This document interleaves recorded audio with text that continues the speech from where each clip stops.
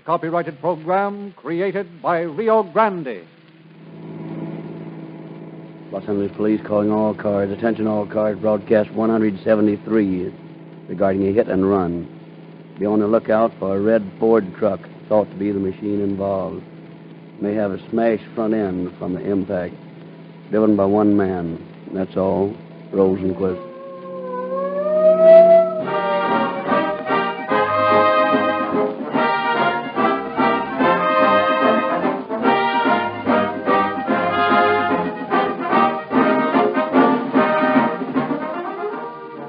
As a result of the 50 million mile test given Rio Grande cracked gasoline by your police cars and other emergency equipment, thousands of new motorists are now enjoying the thrill of police car performance. Here is a typical Rio Grande service station conversation.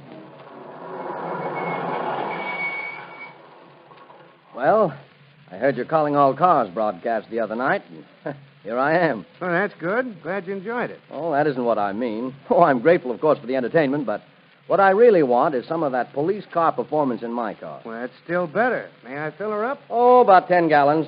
That won't make a 50 million mile test, but it ought to mean something. You'll certainly be able to tell the difference. You know, that 50 million mile test by police cars is the most convincing statement I've ever heard about gasoline. That's the reason I came in here. Oh, I've been hearing about gasoline claims for years, but 50 million miles of actual driving by police cars, that sounds convincing. And it is convincing. Police officers drive harder, faster, and under more varying conditions than any other group of motorists. And so it means more when police officers overwhelmingly choose Rio Grande cracked gasoline. This gasoline powers more police cars, fire engines, ambulances, and other emergency equipment wherever it is sold than any other brand. It gives them, and it will give you, police car performance.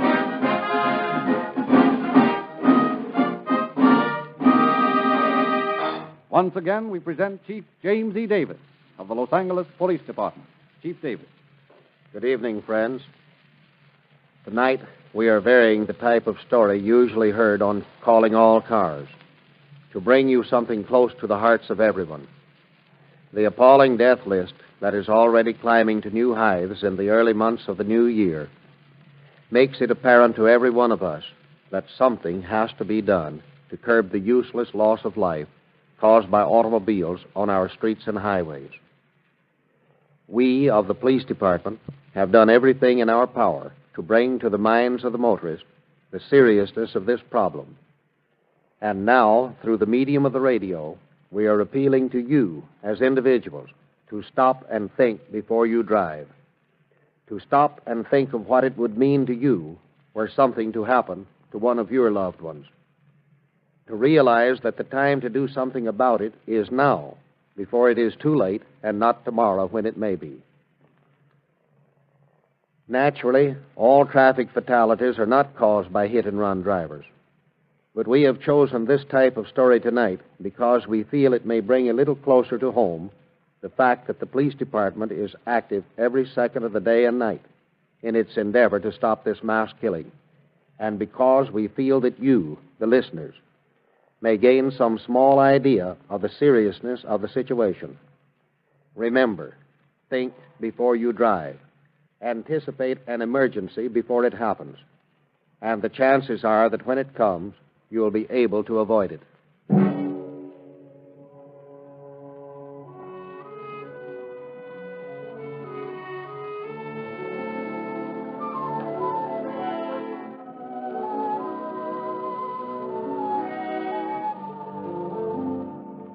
It is a warm July evening. 50-year-old Mary Combs and her swain for the evening, Robert Seymour, 43, decide to finish off an evening spent at the neighborhood theater in a fashion befitting the occasion.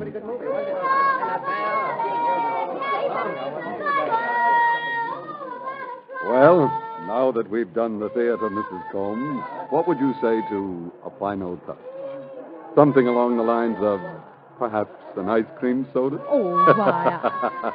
With a large topping of whipped cream. Oh, I think that would be perfect, Mr. Seymour. I declare, I don't think I've enjoyed an evening as much as this in years. Oh, many years. Good. In that case, maybe we can do it again. After all, I'm pretty lonely sometimes. And it isn't every day I get a chance to take a young lady to the theater. Mr. Seymour. Well, we won't find any sodas by standing here. That's certain. May I offer you my arm, Mrs. Combs? You may. And where are we going to find this wonderful soda with whipped cream on it? That's a surprise. Something I shan't tell you until we get there. Oh. A little place of my own discovering, down on the other side of the street away. And I can't ask anything about it. Well, you can't. All you may do is to walk with me across the street and guess. Well, then, shall we start? We shall. Come along. And hold on tight to my arm crossing the street.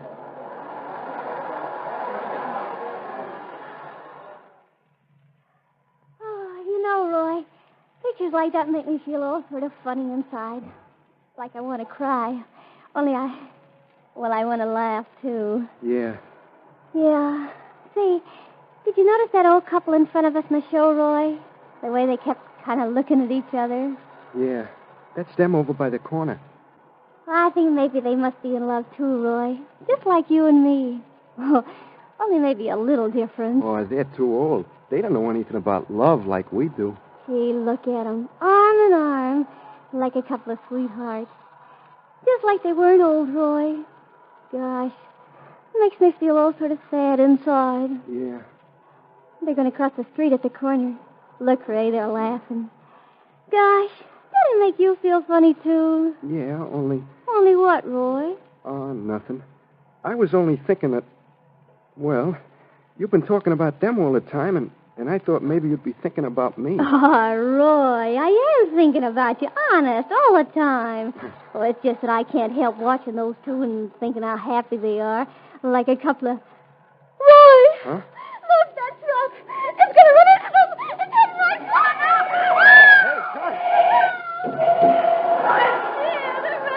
It doesn't even want to stop. Hey, you in that truck, you hit somebody. What are we going to do, Roy? We got to do something. Yeah, I guess maybe we better call the police. There's people going over there to help. Don't go over there, Roy. I couldn't stand to see them. They look so happy. Oh, it's all right, honey. Come on, we'll go in and call the police. Only you got to stop crying, honey. You got to.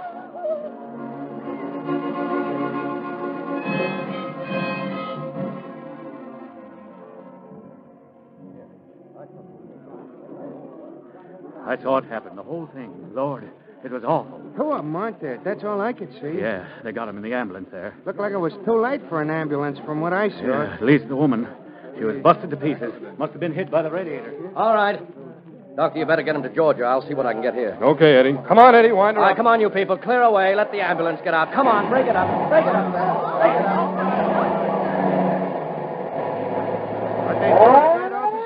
Oh, the man's still alive. Oh, gosh, that's awful. I seen the whole thing, you know. You did? Yeah, I was right over here when it happened. Seen the whole doggone thing. Hey, Compton, you better keep these people off the street. I'm going to talk to any witnesses I can find. All right, you people. Come on off the street before someone else... All right, now, suppose you tell me what you saw. Well, like I said, I was standing over here on the corner, and I see this couple start out from the other side. Like they was coming over here, see? Yeah? And all of a sudden, this big red truck comes tearing out of the darkness and smacks him just like that. You saw the truck? Yeah, sure I seen it all right. Like I said, it was red and it had a sign painted on the side. You didn't happen to notice what the sign said, did you? Sure did. Plain as day it was. Right there in front of me. Baker's Pies, it said. Just like that, Baker's Pies. Well, that's going to help. Now, what happened after the truck hit him? Did it stop at all? Yeah, it sort of pulled up at the next corner there, and that is a couple of other people who saw it happen to me.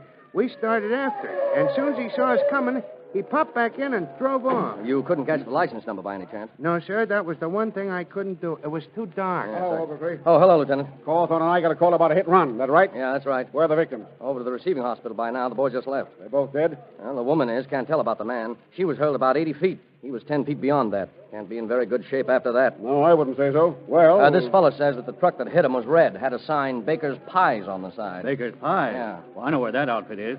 You sure of that? Yes, sir. 2 or 3 of us all saw the same thing. Couldn't miss it. What do you say we go over there, Hurt, and see if we can locate this fellow? Sounds like the logical move. We'll check with you later, Ogletree, for the names and so forth of witnesses. Get them all, will you? Right. Come on, Ted, the bakery.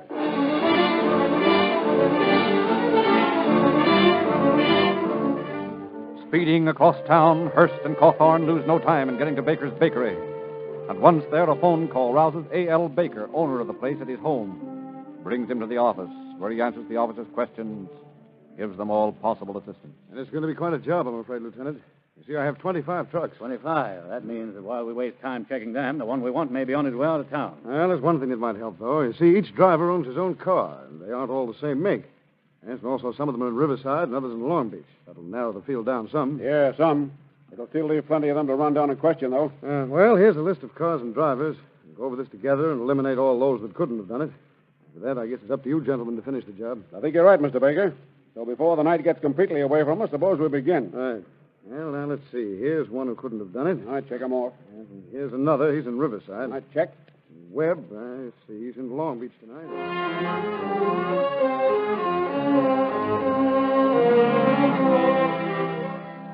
So patiently, hour after hour, the three men go over the list of known drivers, eliminate one after the other, narrow the search down to a handful of the original 25.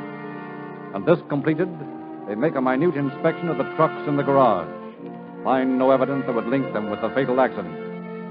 Their mission at the pie bakery finished, Hearst and Cawthorn begin the tedious job of checking the names on the list, questioning the suspects.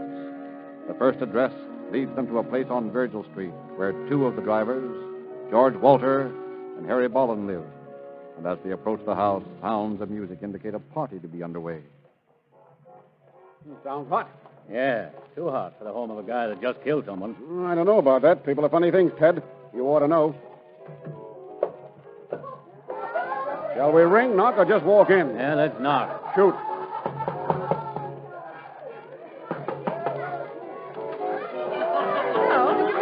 Yeah, George Wall and Harry Bolin. They live here, or they in? Well, we're officers, ma'am. We want to ask him a few questions. Oh, well, they're not here now. Not here? No. You mean they're running out on their own party? Well, Harry's here, but George isn't. Well, we'll talk to Harry then. Well, listen, I'll get him to come on outside and talk to you. I don't want no police putting the sour apple on my party.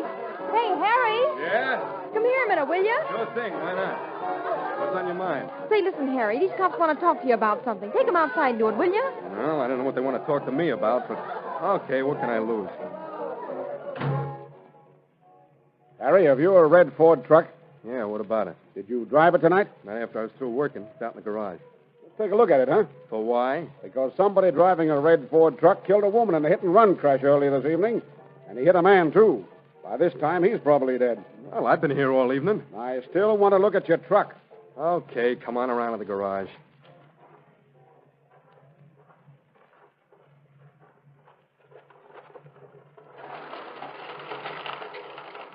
Now, I'll get the lights. There you are. Yeah, it's red all right. Yeah. It has the sign on the side. Come on, Ted, let's check the front end and motor. Okay. She's been here all evening. Mm-hmm. Glass is all here. Yeah, radiator cool. No signs of any crash here. Nope. Well, I guess I'll let you out, Harry. Now, how about your friend Walter? Where's he? Well, he took his truck out to the Checker Cafe in Culver City. He owned some interest in the place, and he had to do some work there tonight. Well, I guess we'll have to take a tour out there. If he comes back here, that is, if we miss him out there, tell him to get in touch with us right away, will you? And tell him it's important.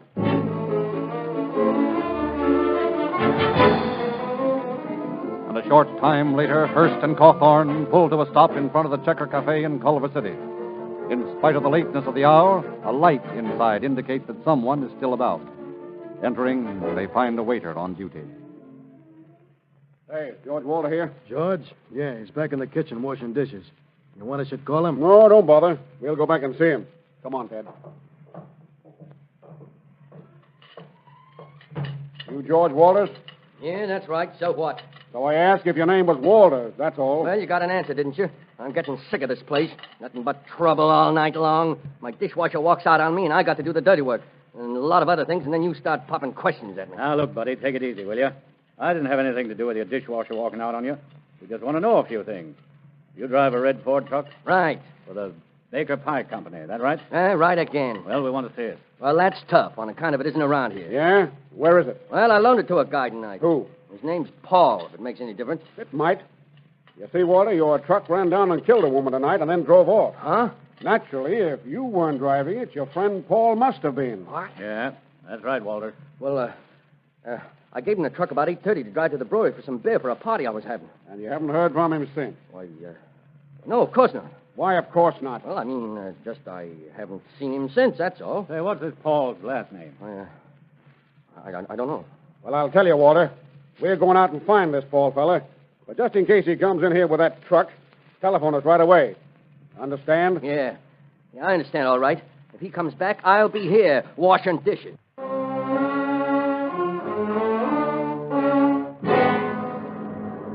Not entirely satisfied with Walter's story, yet anxious to run down every lead, Hurst and Cawthorn stop at the Culver City Police Station and tell Sergeant C.J. Trueshell to be on the lookout for the truck as well as the mysterious Paul. Then decide to inspect the scene of the crash once more. Accordingly, they drive there, look around for clues. Well, probably nothing we can get here, but it won't have to look around now that the mob is left. Nope. Now, here's glass all over the street here. Might take a piece in case we find the truck so we can match it. Yeah. Now, here's a hunk. Say, What's the matter? I figured this was glass from the windshield, didn't you? Sure. Well, it isn't. Huh? Hey, let me look. Yeah, here. My golly, you're right, Ted. This glass is from a bottle or several of them. That's what I'd say. And in that case, maybe we're not going to be able to identify the truck so easy at that. Matter of fact, maybe one of the trucks over at the garage that we looked at was the one. We were looking for one with a busted windshield. Yeah. And that puts a slightly different complexion on things. Hey, what do you say we take a run back to the Checker Cafe and see Walter? His friend Paul might be back. And anyway, I'm not so sure I believe everything you told us tonight. I'd like to talk to him some more.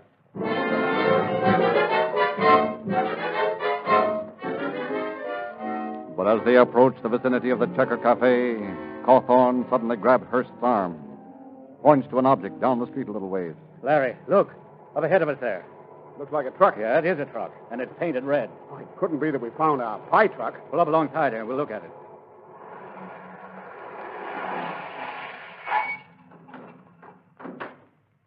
Baker's Pies. That's the baby, all right. Yeah. And Ted, take a look at that front fender, all crumpled up. Look, Larry. This truck's only been here a little while, while the motor's still warm. I'll bet $1 to a rotten donut we'll find this Paul fella at the Checker Cafe. That or else. Yeah, I see what you mean. Come on, we're going back to Walter.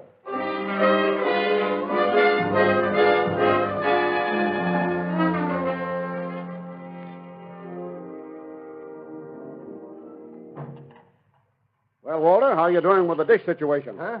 Oh, it's you again. Yeah. Your friend Paul come back yet? Not a sign of him. We found your truck, Walter. What? Where was it? A couple of blocks from here. It's been in a wreck, Walter. Then that's the reason that guy never come back. Probably afraid to tell me he busted my truck up. Now, look, Walter, do you really expect us to believe all that? Oh, what? All that stuff about Paul and he's taking your truck. As a matter of fact, you're just trying to cover yourself up. Isn't that right, Walter? No. Sounds funny finding the truck so close to where you are, and yet you say you didn't have anything to do with it. Now, look here, fellas. Listen, I've been telling you the truth. There is a Paul. He just lives a little ways from here. You know where exactly? Yeah, and I'll take you there. I'm not going to get mixed up in something I didn't have nothing to do with. If Paul busted into somebody, he can take the rap for it, not me. What do you think, Ted? Well, I think this fellow's giving us a runaround. Yeah. He's the one who was driving that truck home. No, now listen, fellas, please. You can't railroad me for a thing like this. I'm on the up and up, honest I am. You were pretty tough tonight when we wanted to ask you some questions. I know. You see, it's a kind of a bad habit of mine, maybe, but it doesn't have anything to do with this. I've been here all evening, and this guy I'm telling you about took the truck to the brewery for some beer. Well, maybe he did run over someone on the way. I don't know anything about that, but that's no reason I should get hauled up on it. Come on, now, let me show you where he lives, please. Well, I guess there's no harm in that. As long as you don't try any funny ones, such as breaking away, that wouldn't be so good. Oh, I won't, honest. All right, Walter, in that case, we can go and see your friend Paul.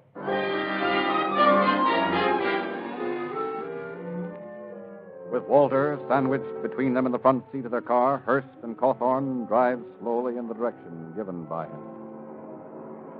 I'll take it easy now. Turn somewhere here. Yeah, this is the corner. Turn left here. He lives in a white house down the next block. Okay. And this had better be the straight good, Walter. If it's not, we're through playing with you. It's straight, all right. I don't know whether he'll be home or not, but it's where he lives. How much further? Oh, just up the next block. I'll tell you. Hey, What's the matter? that's Paul walking along there. Are you sure this isn't a gag? No, honest, that's him. Pull up beside him, Ted. Okay.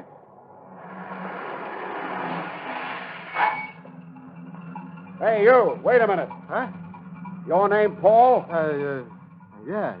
Paul Trent. That's fine. We want to talk to you. But I... Never mind that. You just come along with us. In the car here. Who are you? Police officers. Come on, in the back there. You get in back too, Walter, and keep him company. Okay. I don't see what this is all about. Save it, Paul. We're going down to Georgia Street Police Station. But Come on, Ted, let's go. Okay.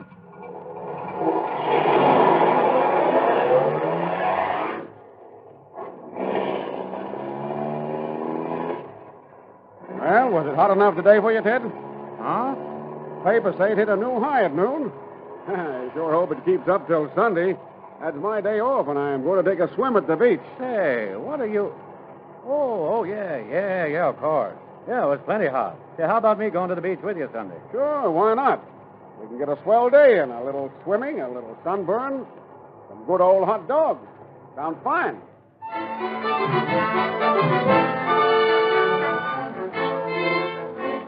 Thus, talking of incidental things that have no bearing on the case, the two detectives take a leisurely drive to the police station, going out of their way to make the trip seem longer, completely ignoring their captives who sit huddled in the back seat, silently watching the scenery go by.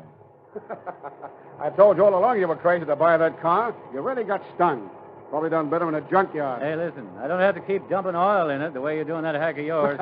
Another thing, I get better mileage. Hey, I'll take you up on that. Why, I can get as high as 20 miles a gallon in traffic with crack, and out of the country it's a cinch for 25. Uh-oh. Here we are, home. Here's where you get out, France. You too, Walter.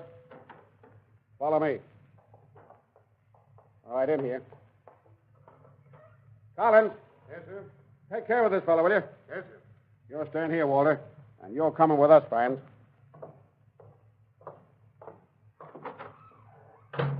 All right. Sit down over there. Yes, sir. Well, friend, you know what we want. No, You killed a woman tonight, Franz. No, I Sure didn't. you did, and you know it. That woman you ran down in Walter's truck, she died almost instantly. But I... You murdered her, Franz, just as surely as you could have with a gun. I don't know what you're talking about. Yeah, wait a minute.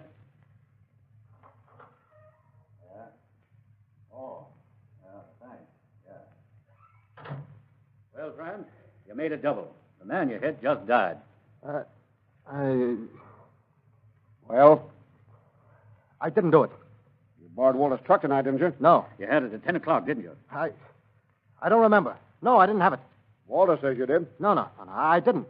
I didn't have it. You know, Franz, we have a set of your prints from that time you were brought in for receiving stolen goods. You remember? They let me go.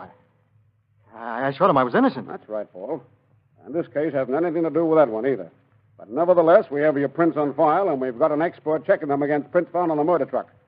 He'll be bringing in his report any minute. I didn't do it. I didn't. Don't kid me. You're just putting yourself in the middle. I didn't do it. Well, then I guess I'll have to wait for the report.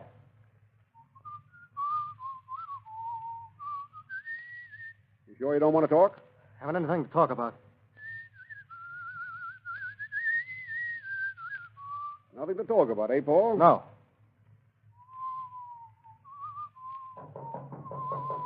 Come in. Here's the report you wanted, Lieutenant. Oh, fine. Thanks a lot. Yes, sir. Let me see. Uh-huh. Yeah. Well, Paul, what are you going to say now? I don't know. You know what the answer is on these prints, don't you? No. The ones found on the truck and the ones on file here are identical. Not so good, eh, Paul? I didn't mean to. It was an accident. How did it happen? I was driving along. I didn't see him. Then when I hit him, I stopped and come back and waited. How long, Paul? Until the ambulance got there. That was all I could do. You were there until the ambulance got there? Yeah. I didn't see him. The woman must have been wearing dark clothes. Did you know you hit two people? Well, I knew I'd hit the man, but I thought I'd missed the woman. You didn't see the woman, yet you thought you'd missed her? Well, Paul? I couldn't see him. And you didn't wait until the ambulance came because there are 5 witnesses who saw you leave. No. I waited. I saw him go. I didn't mean to hurt him. I'm sorry, Paul, but the game's up. You hit those people, and you deliberately left them there on the street. We can't call it murder, Paul, although that's what it amounts to. But we can call it manslaughter and hit and run. For that, you're going to go where people who commit crimes belong, to the penitentiary.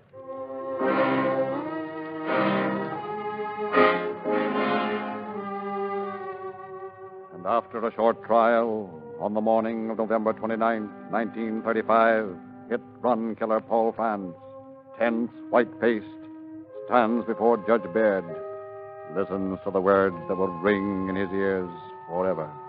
Paul France, you have been found guilty by this court of 2 counts of manslaughter. You've also been found guilty of hit and run, a brutal, cold-hearted crime. Therefore, Paul Franz, I sentence you to serve a term of from 1 to 10 years on each of the manslaughter counts and from 1 to 5 on the hit and run charge. All to be served concurrently in Folsom Penitentiary.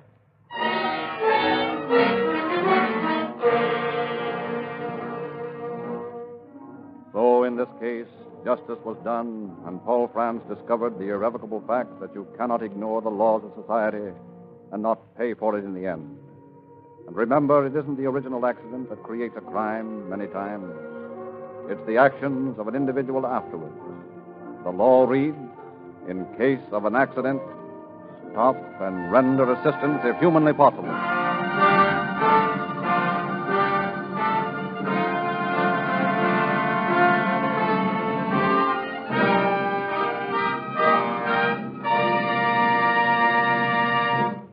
In this true story of a hit-and-run killer, you have lived with us the tragedy of reckless driving.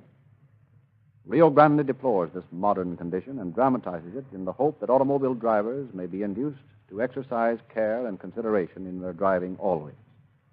The story also emphasizes another side, the diligence of our ambulance and police services. In this efficiency, Rio Grande proudly claims a part. Throughout this territory, more emergency equipment is powered with Rio Grande cracked gasoline than any other brand. In Oakland, Berkeley, Marysville, Fresno, Santa Barbara, Los Angeles, Pasadena, Monterey Park, San Diego, Phoenix, Orange County, Maricopa County, Arizona, and Coconino County, Arizona. Police cars, fire engines, ambulances, and other emergency equipment have been powered with Rio Grande cracked gasoline month after month to answer calls of distress.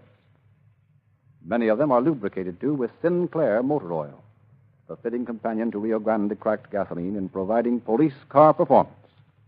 When you go to your nearest independent Rio Grande dealer to secure these products for your car, ask him for a free copy of Calling All Cars News.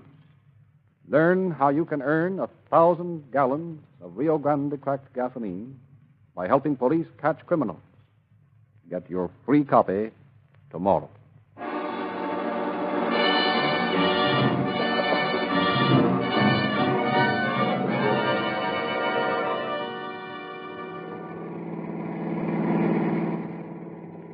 Los Angeles Police calling all cars. Attention all cars. Cancellation broadcast 173 regarding a hit-and-run accident. Suspect in this case is now in custody. That's all. Rosenquist.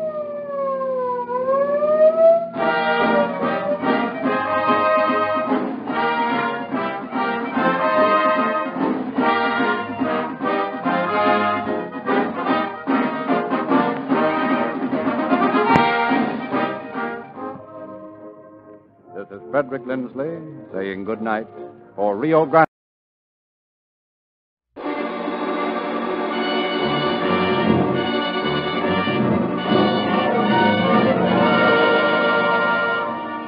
Calling All Cars, a copyrighted program created by Rio Grande. Culver City Police calling all cars. Attention all cars. Broadcast 174. Investigate an explosion and fire at 753 Overland Avenue. That's all.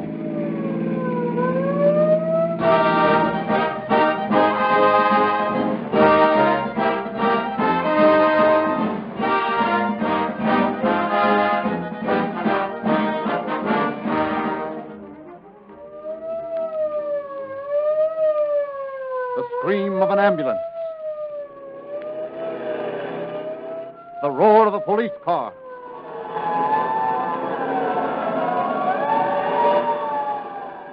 The clanging of fire engines.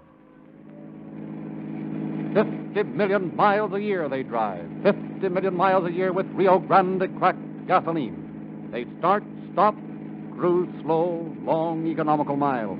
Calling car 52. A robbery at 934 Mullen Avenue. 934 Mullen. And with a roar and siren screaming, they race through city streets to protect your lives and property.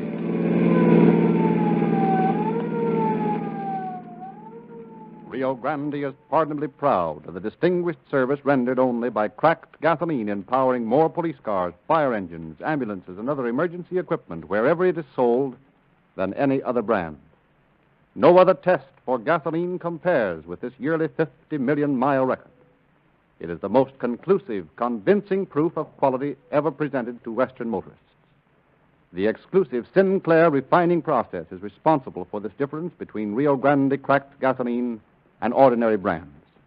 For in the West, only Rio Grande can use this process. Why use old-fashioned, sluggish gasoline? Profit from the exhaustive tests of government engineers. See your Rio Grande dealer tomorrow. Specify Rio Grande cracked gasoline for your own car and get police car performance.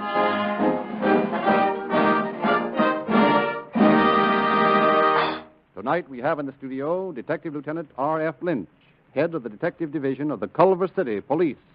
Lieutenant Lynch. Good evening. The story you will hear tonight is one that we of the Culver City Police Department are proud of. It is a case where from the very beginning the odds were against us. Every move we made was blocked by one thing or another until at times it seemed almost impossible that our aims would be accomplished. But thanks to the more than willing cooperation of the Los Angeles Sheriff's Office, we were able, after many disappointments, to solve our case and place the criminal in custody. It is interesting to note that the means we used in identifying one of the criminals is the only time on record such a procedure has been followed. In closing, I would like to express my thanks on behalf of the Culver City Police Department to Sheriff Eugene Biscalou and to Captain Nuremberg, head of the Los Angeles County Bureau of Identification, for the valuable assistance they gave in this case.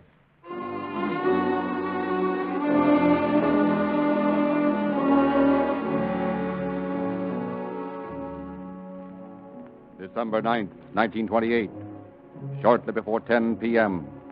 Aside from an occasional auto horn, no sound breaks the stillness of the night.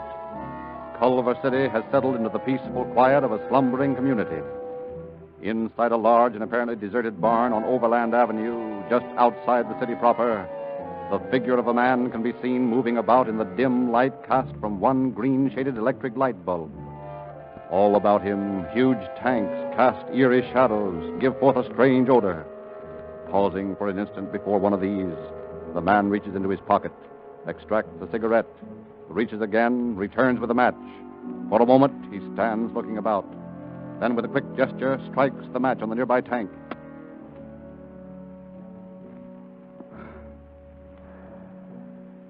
His cigarette lit, another quick gesture sends the smoldering match sailing across the room to land in a maze of winding copper pipes where it lies sputtering feebly, slowly dying out. Then, suddenly it comes to life again with renewed vigor, seems to gain strength, ignites a thin trickle of liquid that runs from a leak in one of the grotesque-looking tanks. Deliberately, a thin trail of flame licks a path across the floor, greedily devours the fuel before it, heads directly for the base of the tank. And as it reaches a groping finger of flame up to the source of its food, the man turns, sees it, makes one desperate lunge, bare hands outstretched as though to smother it. But as his fear-crazed eyes watch, the flame reaches its destination, lingers a brief split second, then...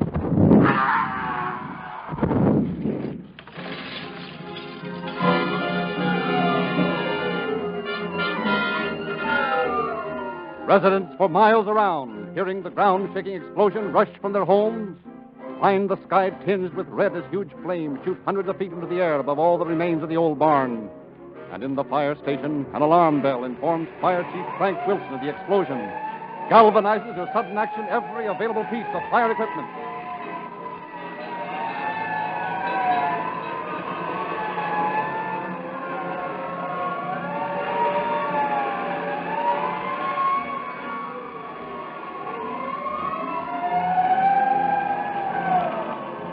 Responding also to the alarm is Captain of Detectives R.F. Lynch, accompanied by several officers from the Culver City Police Department. What do you make of it, Chief? Well, still explosion, Lynch. Must have been hundreds of gallons of alcohol in there, stored in tanks.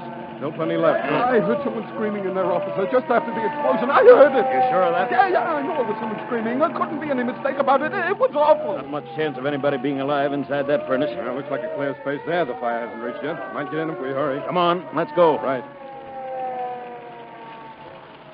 Look, Over there by that tank that's burning. Well, looks like a man, all right. Burned or crisp. That burning tank of alcohol is going to let go in a minute and spill all over him. Come on. We've got to get him. You can't do it, Lynch. That place is all set to blow. If we don't get that fellow out of there now, how am I supposed to know who he was? That alcohol will demolish him. Come on, one of you grab that rope there, and we'll see if we can drag him out. I got it. That tank starts spilling, somebody yell and loud. You're taking a big chance, Lynch. Yeah, come on.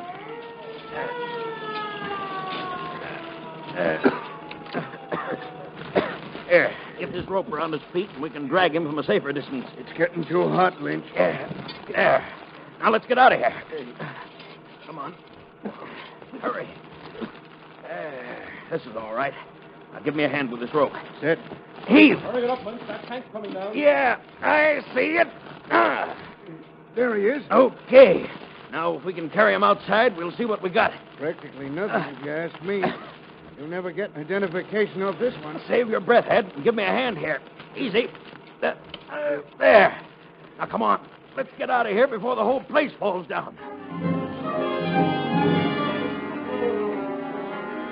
Struggling under the weight of the burned man, Lynch and his companion managed to reach the open air as the entire section of barn they were just in collapses into a shambles of burning wood. And once clear, a flashlight reveals the body to be so badly burned that there is apparently no single clue as to its identity. I told you we were wasting our time in there. How you going to find out who this fellow was when there's nothing left of him? Well, frankly, I don't know. Hold that flash here while I look him over. Okay. Yeah. No chance of anybody recognizing him by his face, that's certain. No clothing left. Hey, bring that flash down here a little closer, will you? Yeah, that's got it. What's up? Looks like a tattoo mark here on the back of his arm. You see here where it isn't burnt? See, what does it say? Manila. P.I. 1919. It's a great help. Better than nothing at all. Maybe. Hello, Lynch. What's going on here? Oh, hello, Cecil. Little still blew up. Made ashes out of this bird. Yeah? I just got in on the train in time to hear the excitement. Drove out here as fast as I could. Well, I've been trying to get an identification on him, but so far the only thing I've got is this tattoo mark. Manila P.I. 1919. Probably an ex-sailor or soldier. Well, what's the reason for wanting an identification so badly? Mainly the fact that I'd like to get a line on the bunch who ran this still. I've been trying to find it for months. Now that I have, the only person who might be able to tell me anything is burnt to a crisp. Well, you might as well call the wagon and take him into the morgue. Not much we can do out here till this fire's over. Yeah. If Wilson doesn't get it under control soon, there's not going to be enough left of it to bother looking through. Oh, well, come on. Let's phone for the wagon. I'm getting tired of this noise.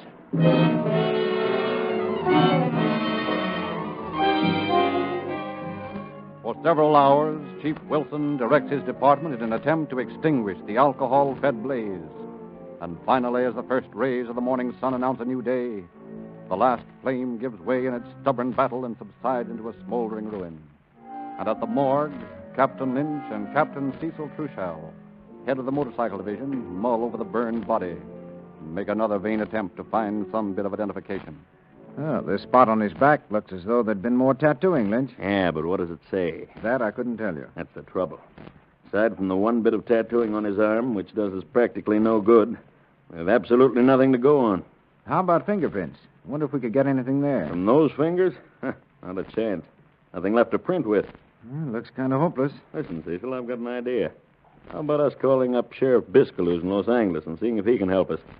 They've got a lot of new fingerprint and identification equipment in there. Might have something new. Can't hurt any. Just since we're stopped cold at this end. And that's just what I'm going to do. Give me that phone.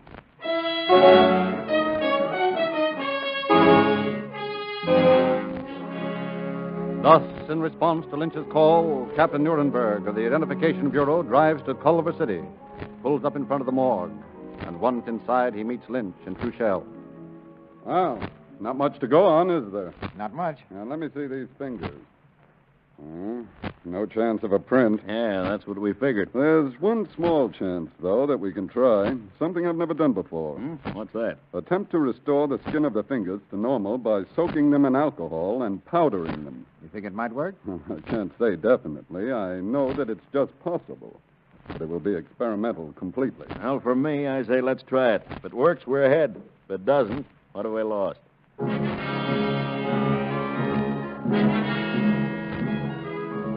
Accordingly, with all arrangements made, Nuremberg returns to his laboratory to make preparations for the experiment, while Truchell, accompanied by Police Judge Randall, drives to the burned shack, begins an investigation. Well, looks like this is where someone lived. Yeah, that old iron bed there. Probably a sort of general hangout and living quarters for that poor fellow that got burned and the rest of the gang. What's all this junk over here? I don't know. Looks like what is left of a chest of drawers or something. About the only thing that didn't burn. Yeah. You think you'll get anywhere with that fingerprint idea, Cecil? Oh, I don't know, Judge. It's a chance. Lynch is pretty enthusiastic over it. More power to him. It's about the slimmest lead I've ever heard of. Uh-huh. Hello, what's this? You find something? I don't know. It looks like an old wallet. Yeah, that's what it is. Anything in it? Oh, some papers. Let me see. Here's an old speed ticket. Only wait a minute. It's not so old. Made out on December 8th. Hey, why? That's the day before yesterday. Yeah. Let's see if I can make out the name on it. Harry A. H-O-W... Howard. Harry A. Howard. Well, you remember that name, don't you, Judge? Yeah. Say, wasn't he the fellow we had up for bootlegging a couple of times? Right. Lynch and I have been trying to connect him with some big-time still for a long time. And it looks like we were right. Let's see what we got here. Hereby ordered to appear in county court. Yeah, and here's the officer's name who gave it. Say, I've got an idea that this little ticket is going to make a lot of difference in this case, Judge.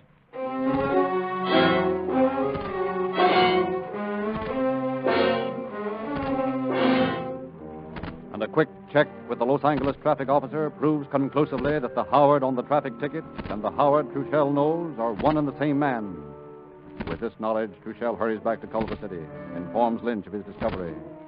Then the two officers settle down to await the arrival of Nuremberg and the start of their identification experiment. And at 10 the next morning, after a sleepless night, they greet the fingerprint expert, hurried to the morgue. How are you going about this thing, Nuremberg? Well, the first thing we've got to do is strip the skin from the fingertips, and we've got to be careful doing it, too. That's the first place we can go wrong. What do we do with it when we get it? Soak it in alcohol for 3 days. That should restore it to a fair degree of normality, at least enough to powder. Then, if everything goes well, we photograph the results and get a set of fingerprints. Of course, the odds are that we won't get anything, but there's that one chance. I've got a hunch it'll work, Nuremberg. A strong hunch. And so far, my hunches have been 100% right. Come on, let's get started. So, throughout the morning, skilled surgeon, carefully removing the charred skin from the fingertip container of alcohol to soak. It is a nerve-stretching task, and when, shortly after noon, the expert straightens up from his work, pronounces the first step of the experiment finished, both Truchell and Lynch give a long, suppressed sigh of relief. So far, so good. And now, with 3 long days to wait, Lynch and Truchell pick up the former thread of evidence. Start on Harry A. Howard. But first, they make another search of the burned waste paper container buried under a pile of charred embers. In it, they find several scraps of torn paper. Get rid of some love letters or something. Look more like receipts, sales slips of some kind. Look here. These 3 pieces here are right. This is a receipt. Wait. Here's an initial signature. Yeah? A.H. stand for Harry A. Howard, right? Looks like it, Cecil. We're on the right track. Now all we've got to do is to find Howard and pin it on him. He won't have a leg to stand on.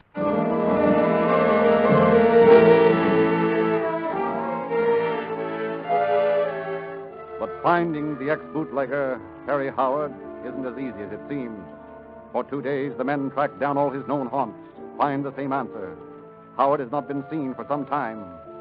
Several friends of his are brought in, questioned, but each one denies any knowledge of Howard's whereabouts. And by the morning of the 3rd day, Lynch and Truchell begin to realize that things are not just what they might be. And now the search for Howard is put aside for the continuation of Nuremberg's experiment. In his laboratory in Los Angeles, Lynch and Truchell watch anxiously as the scientist begins the second step, that of powdering the now thoroughly soaked fingertips. You see here how the skin has turned white, resumed its appearance of human skin rather than parchment. Yeah, you can tell what it is, all right. Now, the next thing is to make the tiny indentations or lines stand out. You see, unlike the usual method of fingerprinting, that is, rolling the fingers in ink and then getting an impression from pressure on a pad, we've got to photograph these tiny pieces. Naturally, the way they are, there's no contrast. Everything looks white. So we take this dark powder preparation, so, and dust it into the crevices. Yeah. Then we blow off the excess. And there you see a perfect fingertip. By George, Nuremberg, you've got something there. I hope so. Well, what now? Photograph? That's right. This lens is specially constructed to take sharp close-up pictures of small objects. Now, I'm going to set this glove-like fingertip on the end of this pencil. So. And set it up here with this light on it.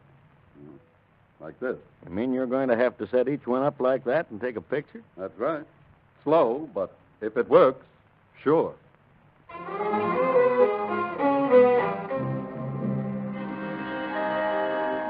Thus, for a space of time that seemed endless, the patient Nuremberg photographed each of the 5 tips of one hand, repeats with the 5 from the other. And at last, after 2 hours of careful work, the plates are sent to be developed and printed.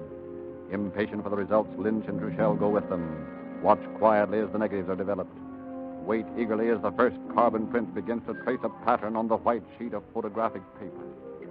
Look, Cecil, there's something coming out. Yeah. Tiny little circular lines. Fingerprints. Why, it's almost unbelievable, Lynch, that anyone could start with what Nuremberg had and finish with this. A perfect set of prints. Now that we've got them, they might be useless. That's right. Only somehow I have a feeling... Yeah. So right. Well, there you are, Lieutenant. A perfect set, clean as a whistle. How long do we have to wait now? Oh, about 5 minutes, just till they get a hypo bath to fix them. Then they're all yours. Perfect. Only if you could make that 4 minutes, I'd appreciate it. My nerves are at the point now where 1 extra minute, and I think they'll bust. Okay, Lieutenant. I'll see what I can do. Can't have any busted nerves lying around here. No room for them in a dark room.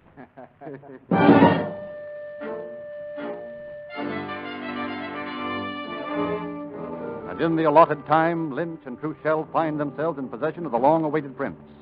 Immediately, they start the first move towards an identification, that of checking with the files in the Los Angeles Sheriff's Fingerprint Bureau.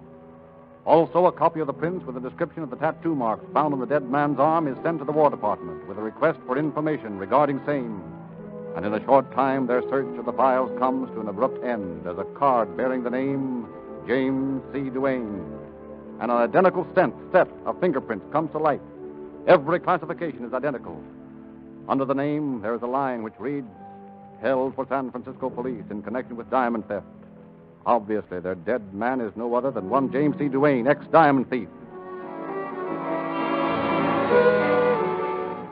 Then, 2 days later, word comes from the War Department via teletype. Regarding your request for information, fingerprints and general description, that of one Dennis James Curtis, enlisted in the United States Navy from San Francisco, April 16, 1919. Discharged May 1920 for bad conduct. Home address given as 3420 San Jose Avenue, Alameda, California. Respectfully, George A. Holmes, Commander in Charge of Naval Personnel, Washington, D.C.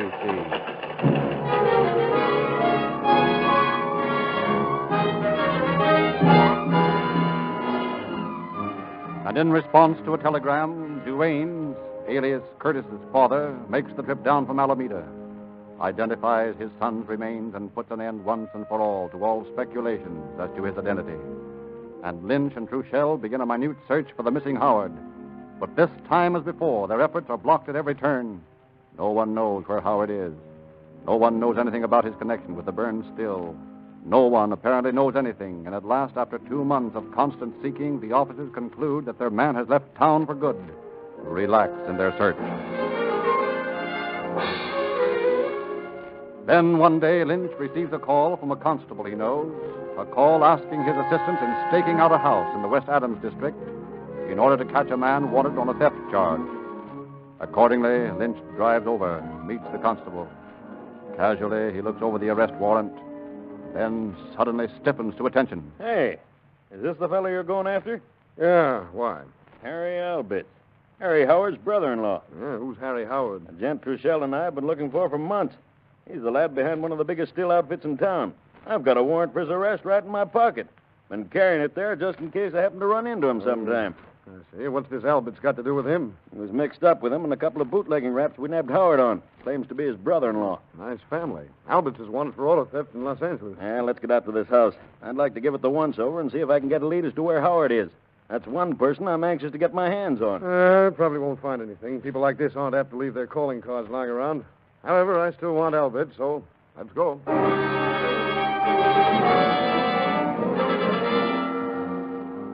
And once at the house, Constable Jennings and Lynch, finding no one home, make a quick search. Find in a drawer in the bedroom something that pleases Lynch immensely. This has got it. Just the thing I've been looking for. What's that? This letter here from Harry Howard with a return address in Ontario, California. And I thought he was smart. Come on, Jennings. We're going to take a fast tour to Ontario. What, now? You bet your life now. I'm not wasting any time. 2 months I've spent looking in every alley, hock shop, pool hall, and bootlegging joint. And now it looks as though maybe I found him. Come on. Next stop, Ontario.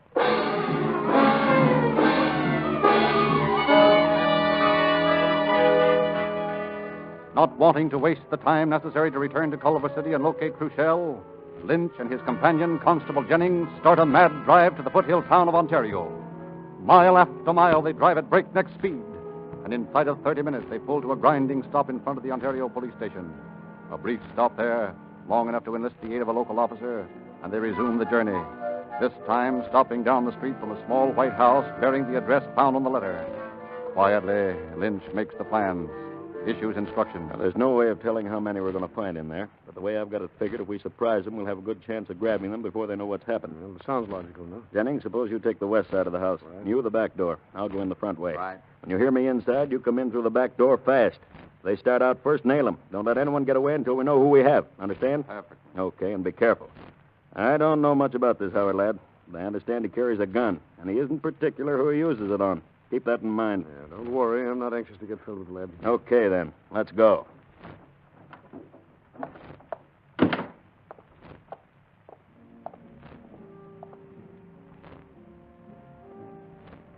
Slowly, quietly, the three men approach the little white house. Wordlessly, Jennings takes his position at the side, under the windows. The Ontario officer at the back door. Then, with all in readiness, Lynch eases up the front steps onto the porch. Quietly tries the door, finds it locked. A moment's hesitation. Then, his mind made up, Lieutenant Lynch goes into 215-pound action. Beat it, Harry. It's the law.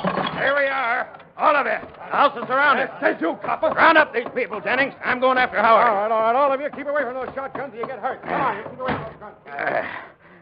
Come on to that room, Howard. All right, I will.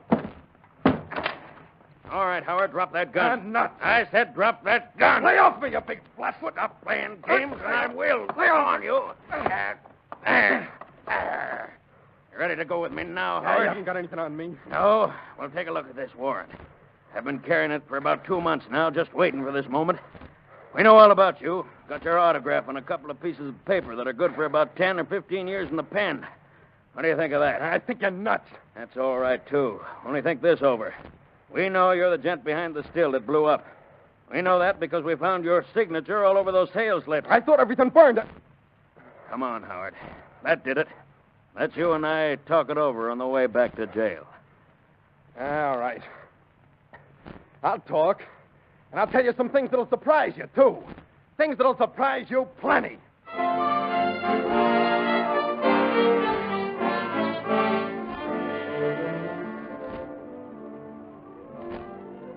And Harry Howard did talk. All the way back to Culver City, where he was lodged in jail on charges of operating a still. But when he finished, the only thing he had done was to put himself behind bars for some time to come. Thus, through the combination of the elements of chance, patience, and science, what might have turned out to be an unsolved case ended with the criminal in jail and our records marked solved. Thank you, Lieutenant Lynch.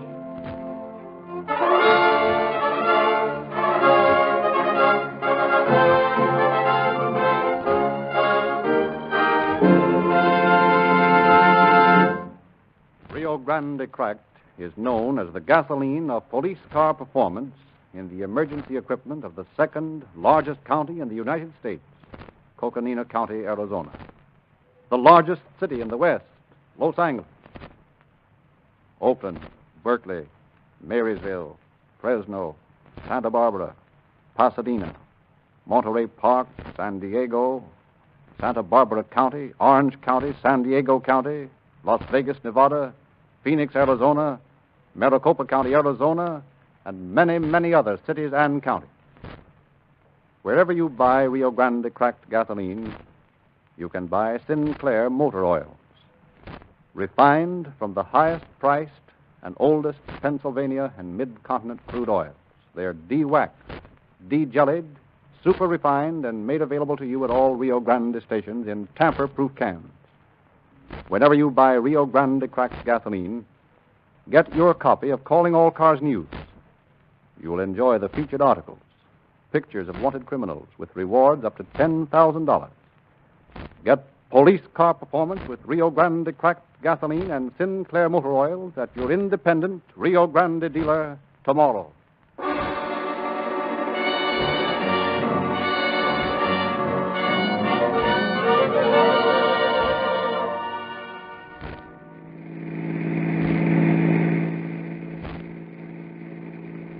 Culver City Police calling all cars. Attention all cars. Cancellation. Broadcast 174. Regarding an explosion and fire. Suspect is now in custody. That's all.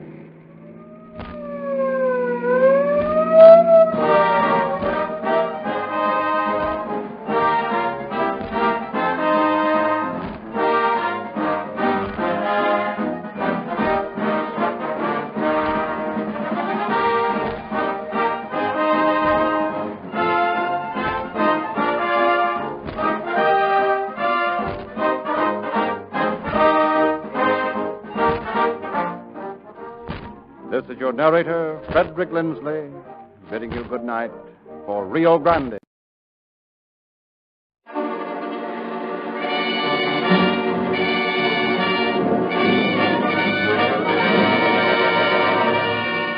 Calling All Cars, a copyrighted program created by Rio Grande. Los Angeles Police calling all cars. Attention all cars. Broadcast 175 regarding a theater robbery. Go to the $1 Million Theater. Check with the officers there. That's all. Rosenquist.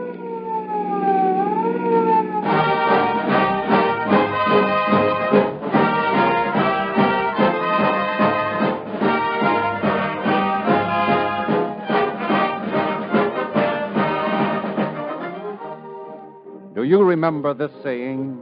If you make the finest mousetrap, the world will beat a path to your door. That's true about mousetraps, gasoline, or any other product. For 2 years, Rio Grande led all other gasolines in percentage of sales increase. Thousands of well-informed motorists have literally beaten a path to the doors of Rio Grande dealers to get police car performance in their cars. Engineers, purchasing agents, police and fire departments, those who test gasoline, those to whom gasoline means most, have specified Rio Grande cracked gasoline in all their emergency equipment month after month. Listen to this list of new users just since the first of the year. Pasadena, Monterey Park, Marysville, Phoenix, Orange County, California, Coconina County, Arizona, Las Vegas, Nevada, and now Linwood, California is the latest city to fly the Rio Grande banner and have true police car performance in her emergency equipment. Linwood is a thriving center of new and prosperous industries. Its 10,000 citizens take pride in their well-kept houses, schools, and law enforcement agencies. We have told you many times about Los Angeles, Oakland, Berkeley, Fresno, Santa Barbara, San Diego, Maricopa County, Arizona, and many, many other cities and counties. Nothing can stop the march of progress of such a definitely superior product. The only gasoline in the West refined by the Sinclair cracking process. Accept no substitute for police car performance. Get the added mileage, quicker starting, increased power that Rio Grande cracked gasoline gives. Patronize your independent Rio Grande dealer from now on.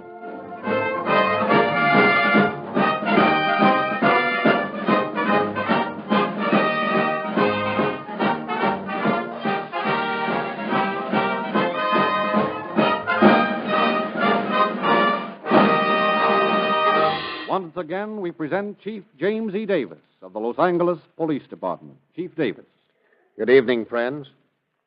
Tonight you will hear a strange story of intrigue, petty jealousies, suspicious business partners, and to top it off, the old and well-known act, the double cross. When officers were first notified of this crime, they proceeded to investigate it in the usual ways.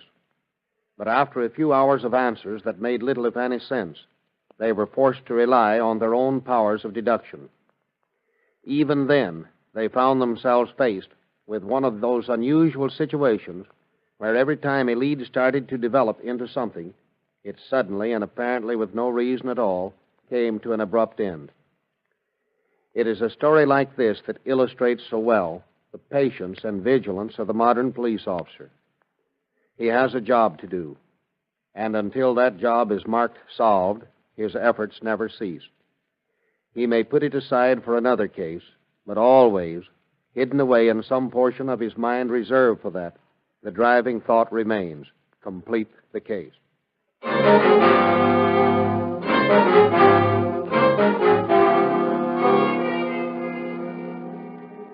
Monday morning, March 14th, 1932.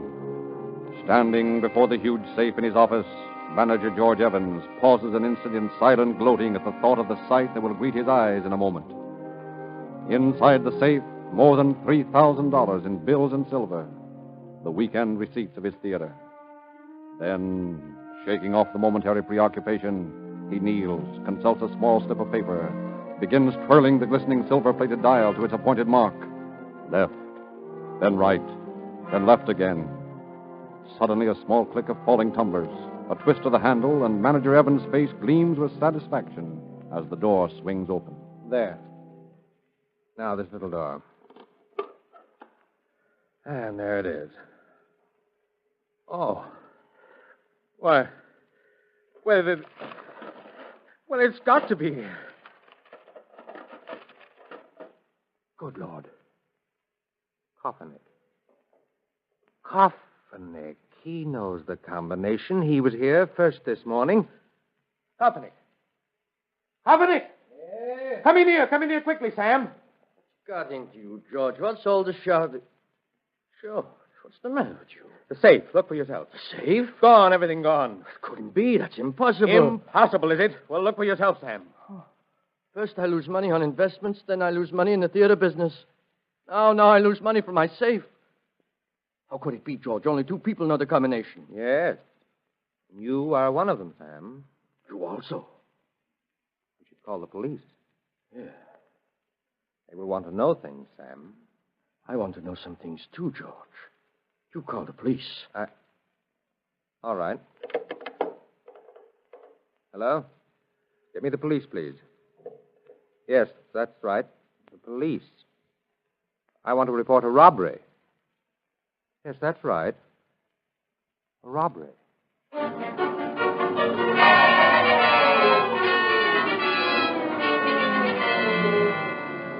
And in response to the call, Captain Frank Katzenberger, in charge of the safe detail, accompanied by Detective Lieutenants George Chilson and C.A. Appledorn, cover the 4 blocks in as many minutes. Rushing upstairs to the manager's office, they find themselves practically having to battle their way in through a group of excited people cluttering the small room. All right, you people, take it easy. The way you talk, you think I done it. That's silly. Would I be stealing from myself? I left last night before the money was put away, and I can prove it. Wait a minute. Let's get this story. Now, quiet down. To start with, I want to know who you people are. What's your name? I'm Herbert Laser. I got my ideas about this. All right, what do you do around here? I'm a partner with Sam Kropotkin, and we own the theaters. I'm the one who lost the money. Would I be robbing myself? Well, it's been done. But wait a minute. Who are these people? And who was the one that found the money gone? That one, George Evans. He's the manager of the theater. I can prove that I left before the money was put away. All right, which one put the money away? This fella, John Walsh. He's the assistant manager. He handles the money. I don't know the combination of the safe. Evans opened it. I just put the money in and locked it. Mr. Early can vouch for me. All right, who's Mr. Early? He's the manager of the Circle Theater. This is him right here. Come on, go ahead. Tell him. All right, now what were you doing here last night? I came in with the money from my theater. It was 11:30, but I didn't see the safe locked. Some people were waiting for me, and I went right out. And who are you? I'm Molly Lorf. I'm the cashier. All right, now everybody just sit down. I'll try to get some more dope on this. And remember, you're all under suspicion. I don't see why I'm under suspicion. Would I steal my own money? Maybe you know about it, Evans. Not me. I left at 10:30. That's before the money's even put in the safe. I wasn't near the place. Wait a minute. Now, we're not getting anywhere this way. Now, if someone will give me a nice, quiet story about how things work around here, maybe we can get something done. How about you, Evans? Sure. Well, it's like this. The last show starts about 10:07. When it quiets down, the ticket seller leaves the box office and takes the money and the unsold tickets upstairs. Then I open the safe, and John Walsh here puts the money in, and is supposed to lock it. Well, last night the same thing happened. I opened the safe about 10:15, and about 10:30 I can prove I left then. Walsh can tell you that I left before the money was put away. Yeah, you could have come back after and opened the safe again. What? Don't try to be funny in a time like this. Well, you could have, couldn't you? Keep it calm, boys. Keep it calm. Now, in all this, who was the last one to actually see the money inside the safe? I guess I was. You're Walsh? That's right. All right, let's hear your story. Well, after the last performance started, I went to the box office and got the money box, and Miss Loft and I took it up and counted it together. That took us about 15 minutes, and Miss Loft left right away. Then Evans came in and opened the safe. He's right when he says he left at 10:30. He did. And I was alone from then until about 11 o'clock. I was counting out $100 in change for the next day, and when I finished that, I put it in and locked the door of the inner safe. Inner safe? There are two of them? Yes, a big one and a smaller one inside. Did you know the combination of either one? No one did but Mr. Evans and Mr. Kropotkin. All right, go on with your story. Yeah, go ahead. Tell us again about locking the safe. You're sure about that, are you? I'm absolutely certain that I locked the inner safe. All right. Then what'd you do? Well, at 11 o'clock, I went to check some of the earphones that we have for patrons who are hard of hearing. Who told you to check earphones? We got an outside serviceman who's supposed to do that. You had no right to roam around in the theater. Just a minute. I have a written order from the main office to investigate a complaint that the earphones were not working properly. I can produce that order if you'd like me to. I don't believe your story at all. All right, let him finish. Well, that's about all, officer. I left a little before midnight. All right, where did you go after you left the theater? Go straight home? Yes, I left my laundry at a little place around the corner, and then I took a streetcar home. You found a laundry open at midnight? No, the laundry wasn't open. I put it in a chute that they have. What kind of a container was your laundry in? What? Oh, I see what you mean. You think I might have had the money wrapped in my laundry. Well, I had a shirt and 3 collars and a pasteboard box, that's all. I guess I'm in a bad spot, all right, but I'd like you to remember that I don't know the combination of the safe. Well, it was an inside job. That safe wasn't blown or jimmied. Someone unlocked it by using the combination. Evans and Kropotkin are the only ones who have the combination. Even if I knew it, I wouldn't rob my own safe. Perhaps you mean that I did it. I can account for every minute after I left the theater. I didn't do it. You didn't do it. I think you should put somebody in jail and sweat the truth out of them. I have my idea. You needn't be afraid I'll run away. I'm as anxious as you are to get this matter cleared up.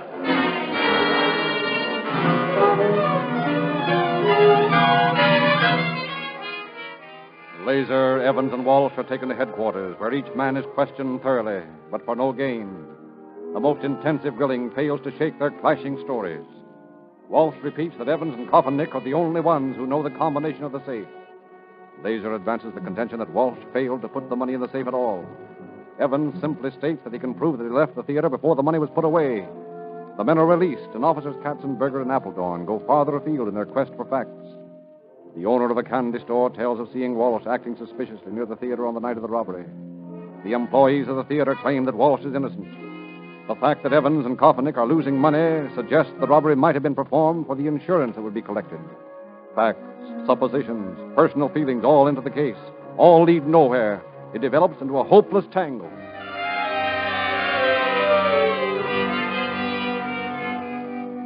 The police are baffled because 2 people, unknown to them and forgotten by the suspects, cultured the seed that finally developed into the drama enacted on the night of March 18th. The simple friendship of James Hill and Ruth Becker for Evans, the manager of the theater, set the stage for the action. The 2 people are in Hill's apartment after being at the theater for the evening show. That's why I liked it.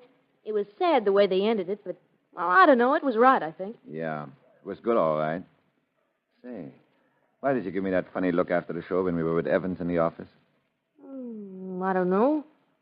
I was just surprised at all the money he put in the safe, I guess. Is that all you were thinking about? Sure, that's all. Why? I was just wondering. Did you notice the piece of paper he had? Yeah. Yeah, I noticed it all right. It was a combination, wasn't it? Yeah, it was the combination. I'd like to have a safe with all that money in it, wouldn't you? Sure. I'd like to have a lot of money like that. Well, Oh, but Jim, it'd be impossible to do anything like that. How could we? Forget it. Forget I said anything about it. Could be done, though. I'm sure of it.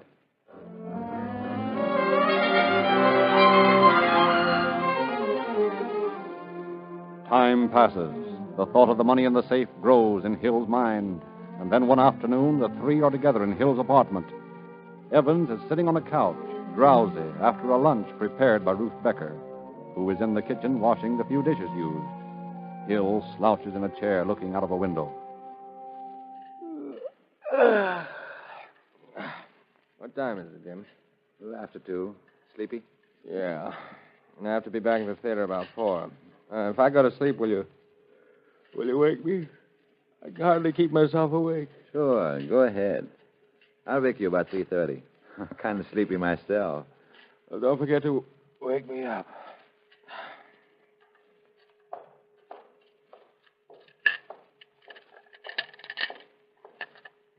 Ruth?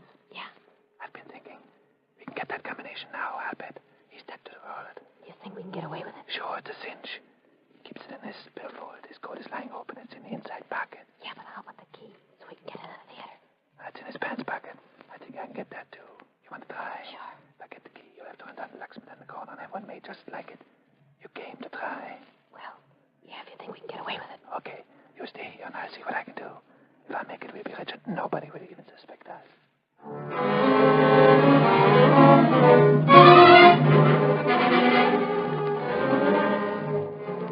Luck is with the couple. In less than a minute, the combination is obtained and copied. The key is delicately extracted, is rushed to the locksmith. In 20 minutes, the duplicate is safely hidden. Evans is awakened later and leaves, none the wiser. The stage is set. And shortly before midnight on Sunday, March 13th, just 4 days since the key and combination were stolen, Hill and Ruth Becker are in a car near the theater. Are you sure there's nobody there? Yeah, it's closed, all right. Last time I called, I let the phone ring for over a minute.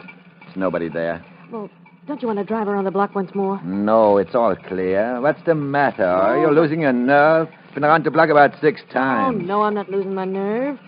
I just don't want there to be any slip, that's all. We don't want to get caught. Well, we won't get caught. Let's quit stalling. I'll walk through the alley and go into the back exit. All right. Okay. You go to the Seaver Hotel. If everything goes all right, I'll meet you at your car in front in a half an hour. Be careful, Jim. Good luck. I'll see you in a half an hour. Okay. Seaver Hotel. So long.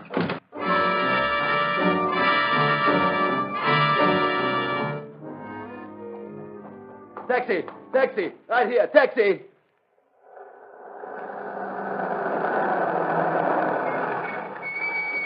Right here, boss. Where to? Seaver Hotel. And hurry. Yes, sir.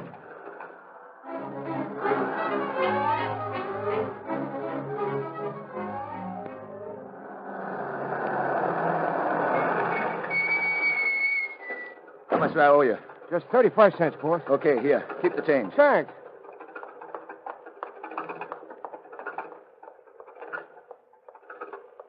Did you get it? I got it all right. Did you have any trouble? No, not at all. Come on. Let's beat it to my apartment. Okay.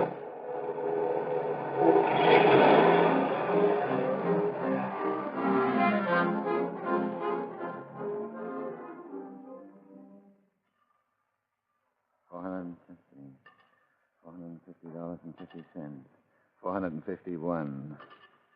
No wonder this stuff was heavy. Nearly $500 in silver. We'll have to get that change in the paper before we can use it. Yeah, but we're going to wait a while before we do that. We'd be sticking our necks out if we did it now. What do we do with it in the meantime? Well, we got to hide it someplace. I know. I'll bury it in the lot next to where I live. It'll be safe there. I don't like that idea very well. We'll find a better spot than that. Oh, but listen, that's the best place in the world for it. Why, nobody'd think of looking there for it. It'll be safe, Jim. All right. You think it'll be okay? We'll bury it then. Sure. I'll do it myself. I know just the place for it. How much currency did you count? There's over $2,000. $2,000? Yeah. What a haul. We're rich. We don't want to touch that for a while either. What'll we do with it? Well, I don't know. We can't have it around. Well, we aren't going to bury this in any vacant lot. I still don't like that idea. Oh, now the silver will be all right there, Jim, but we got to think of something else for the paper money. Now, if we could just store it someplace. Store it. Yeah. We could get a safety deposit box. Oh, deposit box. That'd be the worst thing in the world to do. Well, they'd be sure and check up on us if we did that. Yeah, I guess you're right. Now, let's just keep it here. Oh, no. We'll put it someplace where neither one of us is near it. Why do you say that? Don't you trust me? Oh, sure. Sure, I trust you, but I just think it'd be better to have it someplace else. You wouldn't want me to keep it, would you? Why, sure. I trust you anywhere. You do what you think best. Say, I think I've got an idea. Sure, we'll get a suitcase, put the money in it, and then store it. How does that sound to you? You think that'll be safe? We don't want to lose it now that we got Oh, it. that's the best thing to do. Why, it'll be perfectly safe there. And just to be sure, I'll get some sealing wax. So neither of us will have anything to worry about. Why do that? Say, I don't think you trust me at all. And so plans for concealing the money are completed, and Ruth leaves alone with the silver, returns in an hour, telling a story of how she buried it in the lot next to her house. She and Hill leave with the currency, buy a small green trunk, put the money in it, store it at a van and storage company on Cahuenga Boulevard. The lock is sealed with wax. 2 slow weeks pass. Hill impatiently waits for the time when he can go after the money. Finally, he receives a phone call from his accomplice. She has decided that enough time has elapsed. She calls for him on the morning of Monday, March 27th. Together, they drive for the place where the loot is stored. I think it's safe enough to take the money now. I don't think anybody suspects us. Yeah, quiet it down, I guess. Been reading about it in the papers.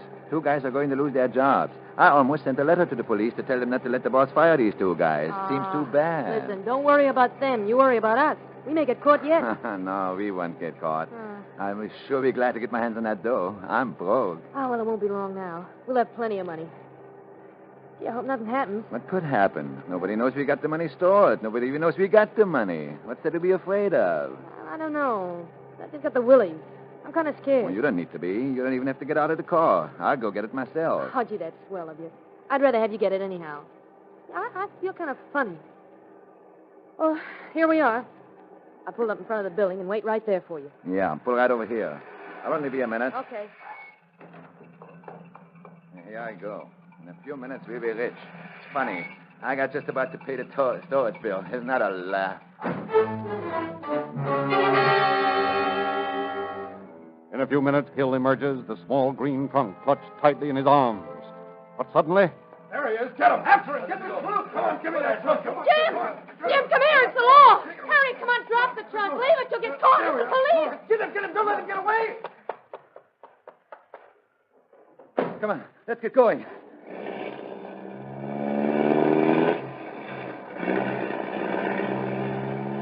Faster. Get going. There's a car following us. I can't go any faster Now here. go on down the next street. Hurry, they're gaining. It's the police. Can't go any faster. That's better. They're falling back now. Turn down the next street.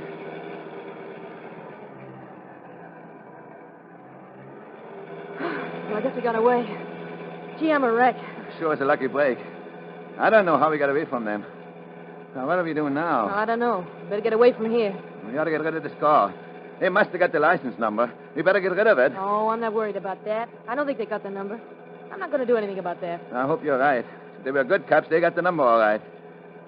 Say, they gave up awful easy, didn't they? Well, what do you say that for? We just barely got away. Yeah, but seems funny that they let me get away on the sidewalk when they got the trunk. I can't understand them letting me get away. Well, I don't know. Maybe they were dishonest cops. They knew there was money in the trunk and wanted it for themselves. Well, maybe that's it. Sure lucky. I don't have a dime now. Yeah, that's right. Well, I may be able to borrow some from a friend of mine. I'll try. Listen, you meet me at my house in about an hour. I think I can get some. Okay. I'll be there. Dropping Hill on a street corner, Ruth disappears in her car, and an hour later, Hill is with her at her house. Well, I got $25. That's all I could get. I hope it's enough. Here you are. Yeah, it's all right. Thanks. You know, I just can't get over those cops letting me get away. This doesn't seem right. Say, we still got the silver. Where is it? Why, I lent it to a friend. What? Yeah, I lent it to a friend. Who is this friend? Well, Mr. Smith. You don't know him. Oh, maybe I'm beginning to understand. Who did you borrow this $25 from? A friend of mine. I told you that. Yeah, but I want to know this friend's name. What is it? Well, it's Mr. Jones. Oh, Mr. Jones. Mr. Smith and Mr. Jones. Oh, now listen, I Jim. think you're lying. I am And not. I know you're going to take me to this Mr. Jones. Do you understand? Oh, let go of me. Oh, you're hurting me. All right. Listen, you're talking like a fool. I can't take you to Mr. Jones.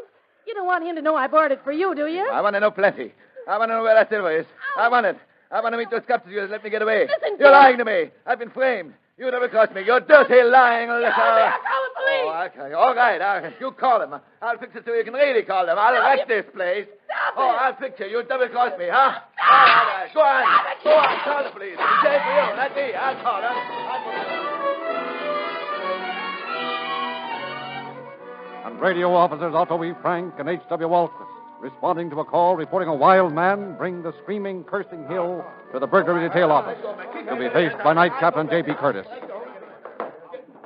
What do you want to do with him, Captain? Oh, take him and let him cool down for a while. We'll talk to him later. All right, come on, you in here. Say, he sure ruined that house. Broke every window in it and most of the furniture. He yelled something about a robbery when we got him. And then he closed up like a clam.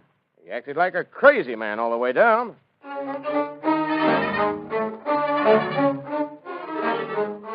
And so Hill is booked on a malicious mischief charge. But because of his single mention of the word robbery, Lieutenant Appledorn is called in to question him. Casually, the officer picks up a blank arrest report and proceeds to Hill's cell. Well, hello there. What are you in for? Oh, for wrecking that house. She had it coming to her. Wrecking that house? Why, according to this report here, you're in for suspicion of burglary. What? Yeah, that's what it says. Burglary. Let me tell you about it. You gotta let me tell you how it happened. Take me over to that deal. I don't know why I did it. Wait. Say, are you talking about the $1 million yeah, theater job? Yeah, that's it. Those fellas lost their jobs. They didn't do it. I did it. She never cost me. You get her, too. She wasn't in it with me. Slow down. Ruth Becker. Who was in it with you? Yeah, Ruth Becker. She never cost me. She and those guys that I thought were Wait cops. a minute. No, That's clerk. what he did. Clerk. To get me a clerk. Yeah, we had the money stored. I came out with it. These guys came out and grabbed the trunk. She yelled that they were cops, and I ran. Don't let those guys get away. Don't let them get away. And so the tangled complexities of the case are straightened out as Hill continues his story. Ruth Becker is speedily arrested. Without a qualm, she admits having double-crossed the man with whom she assisted in planning and executing the crime. Names Otto Ferrin and Frank Marino as her partners in the scheme. Walsh, Laser, and Evans are cleared. The four people foiled in their first attempted crime are brought to trial on June 3rd, 1932. The jury, after an hour's deliberation, finds them all guilty as charged. Despite a plea for leniency because it's the quartet's first offense, Superior Court Judge William C. Doran pronounces their sentence. I have a certain sympathy for these offenders, but I have a greater sympathy for the thousands of others who are just approaching the borderline of crime and are likely to step across unless deterred by adequate law enforcement regulation. I think that the court's first duty is to the state, and I have always thought that the probation law contends that probation shall be an exception and not a rule. Therefore, it will be the judgment of the court that for the offense to which you have been found guilty, to wit, grand theft, you will be confined in the state prison at San Quentin for the term prescribed by law.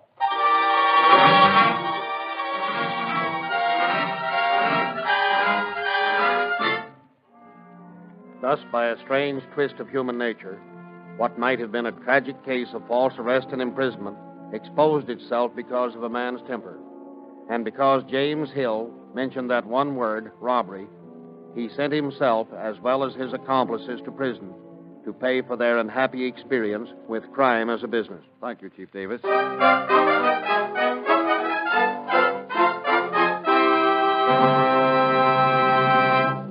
On my way to the studio tonight, I stopped at my Rio Grande service station, and my Rio Grande dealer gave me the new April issue of the Calling All Cars News. There's an unusual detective story of the Peg-Leg Terror, an exclusive personal story from Jimmy Cagney, a new crime mystery. It's a very interesting, and your free copy is available at any Rio Grande station. When you buy Rio Grande gasoline, don't fail to specify Sinclair motor oil, either Sinclair Pennsylvania or Sinclair Opaline, refined from the highest priced crude oils in America. They are de-waxed, de-jellied, and sealed in tamper-proof cans. Sinclair oils are used in 45 countries of the world. by 150 railroads, by major airlines, and by every type of industry. They are the finest motor oils you can buy for your car. Get police car performance with Rio Grande cracked gasoline, perfect motor lubrication with Sinclair motor oils, and interesting reading from Calling All Cars News. See your independent Rio Grande dealer tomorrow.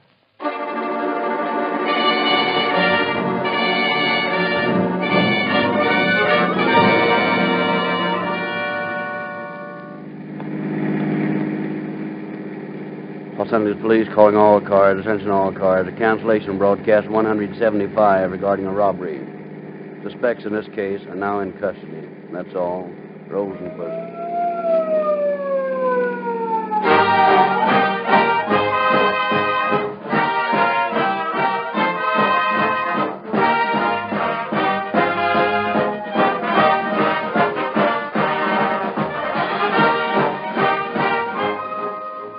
This is your narrator, Frederick Lindsley, bidding you good night for Rio Grande. The names and so forth of witnesses. Get them all, will you? Right. Come on, Ted, the bakery.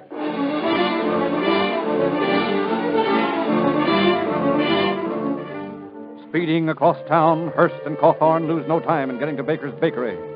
And once there, a phone call rouses A.L. Baker, owner of the place, at his home. Brings him to the office, where he answers the officer's questions, gives them all possible assistance. And it's going to be quite a job, I'm afraid, Lieutenant. You see, I have 25 trucks. 25. That means that while we waste time checking them, the one we want may be on his way out of town. Well, there's one thing that might help, though. You see, each driver owns his own car, and they aren't all the same make.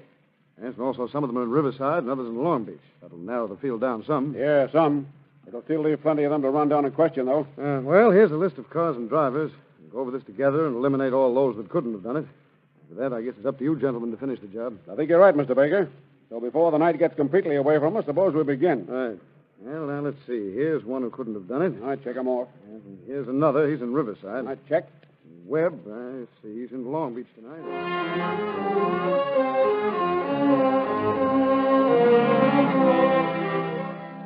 So patiently, hour after hour, the three men go over the list of known drivers, eliminate one after the other, narrow the search down to a handful of the original 25. And this completed, they make a minute inspection of the trucks in the garage, find no evidence that would link them with the fatal accident. Their mission at the pie bakery finished, Hurst and Cawthorn begin the tedious job of checking the names on the list, questioning the suspects. The first address leads them to a place on Virgil Street, where two of the drivers, George Walter and Harry Bolin, live. And as they approach the house, sounds of music indicate a party to be underway. Sounds hot. Yeah, too hot for the home of a guy that just killed someone. I don't know about that. People are funny things, Ted. You ought to know. Shall we ring, knock, or just walk in? Yeah, let's knock. Shoot.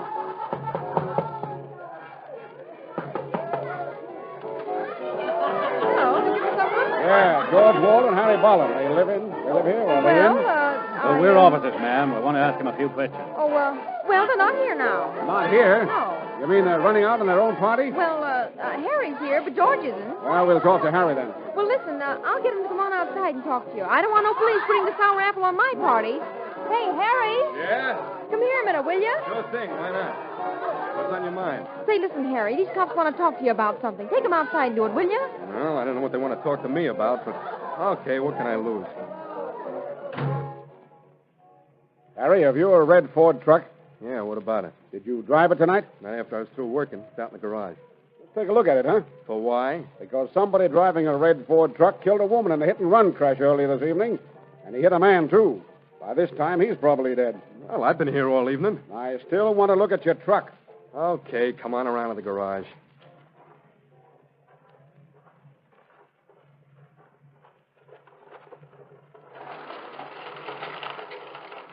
Now, get the lights. It would mean to you were something to happen to one of your loved ones. To realize that the time to do something about it is now, before it is too late, and not tomorrow when it may be. Naturally, all traffic fatalities are not caused by hit-and-run drivers. But we have chosen this type of story tonight because we feel it may bring a little closer to home the fact that the police department is active every second of the day and night in its endeavor to stop this mass killing, and because we feel that you, the listeners, may gain some small idea of the seriousness of the situation. Remember, think before you drive. Anticipate an emergency before it happens. And the chances are that when it comes, you'll be able to avoid it.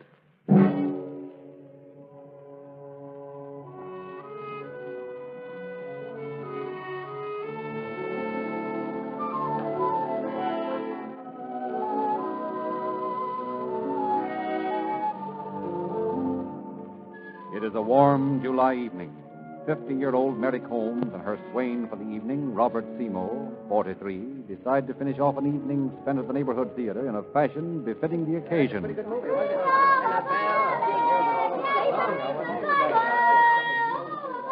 Well, now that we've done the theater, Mrs. Combs, what would you say to a final touch? Something along the lines of perhaps an ice cream soda? Oh, why, With a large topping of whipped cream. Oh, I think that would be perfect, Mr. Seymour. I declare, I don't think I've enjoyed an evening as much as this in years. Oh, many years. Good. In that case, maybe we can do it again. After all, I'm pretty lonely sometimes. And it isn't every day I get a chance to take a young lady to the theater. Mr. Seymour. Well, we won't find any sodas by standing here. That's certain. May I offer you my arm, Mrs. Combs? You may. And where are we going to find this wonderful soda with whipped cream on it? That's a surprise. Something I shan't tell you until we get there. Oh. A little place of my own discovering down on the other side of the street away. And I can't ask anything about it. Well, you can't. All you may do is to walk with me across the street and guess. Well, then, shall we start? We shall. Come along. And hold on tight to my arm crossing the street.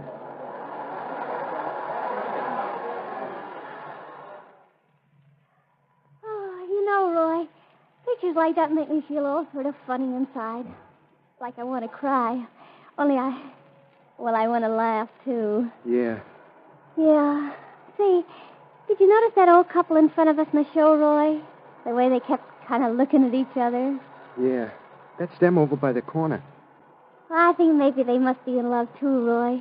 Just like you and me. Only maybe a little different. Oh, they're too old. They don't know anything about love like we do. Gee, look at them. Arm in arm. There you are. Yeah, it's red all right. Yeah. It has the sign on the side. Come on, Ted, let's check the front end and motor. Okay. She's been here all evening. Mm-hmm. Glass is all here. Yep, radiator cool. No signs of any crash here. Nope. Well, I guess I'll let you out, Harry. Now, how about your friend Walter? Where's he? Well, he took his truck out to the Checker Cafe in Culver City. He owned some interest in the place, and he had to do some work there tonight. Well, I guess we'll have to take a tour out there. If he comes back here, that is, if we miss him out there, tell him to get in touch with us right away, will you? And tell him it's important.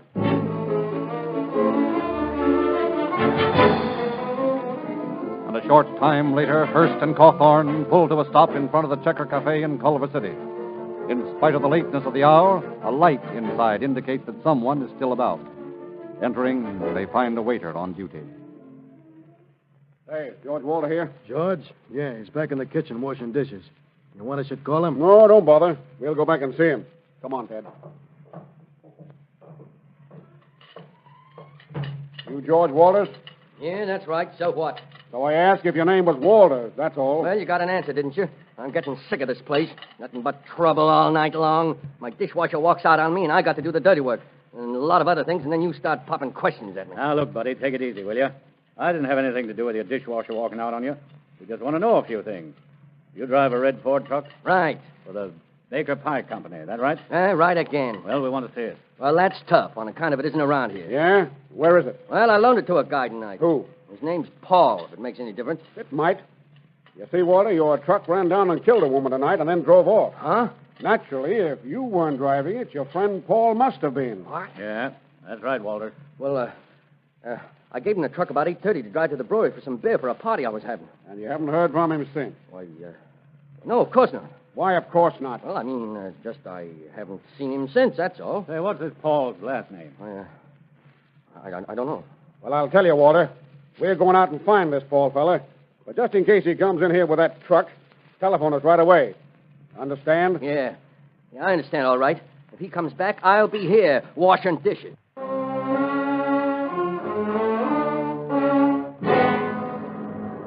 Not entirely satisfied with Walter's story, yet anxious to run down every lead, Hurst and Cawthorn stop at the Culver City Police Station and tell Sergeant C.J. Trueshell to be on the lookout for the truck as well as the mysterious Paul. Then decide to inspect the scene of the crash once more. Accordingly, they drive there, look around for clues. Well, probably nothing we can get here, but it won't have to look around now that the mob is left. No. Here's glass all over the street here. Might take a piece in case we find the truck so we can match it. Yeah. Now, here's a hunk. Say. What's the matter? I figured this was glass from the windshield, didn't you? Sure. Well, it isn't. Huh? Hey, let me look. Yeah, here. My golly, you're right, Ted. This glass is from a bottle or several of them. That's what I'd say. And in that case, maybe we're not going to be able to identify the truck so easy at that. Like a couple of sweethearts. Just like they were in old Roy. Gosh. It makes me feel all sort of sad inside. Yeah. They're going to cross the street at the corner. Look, Ray, they're laughing. Gosh, doesn't it make you feel funny, too? Yeah, only... Only what, Roy? Oh, nothing. I was only thinking that... Well, you've been talking about them all the time, and I thought maybe you'd be thinking about me. Oh, Roy, I am thinking about you, honest, all the time. Oh, it's just that I can't help watching those two and thinking how happy they are. Like a couple of... Roy! Huh? Look, that truck! It's going to run into them! It's heading right for them now!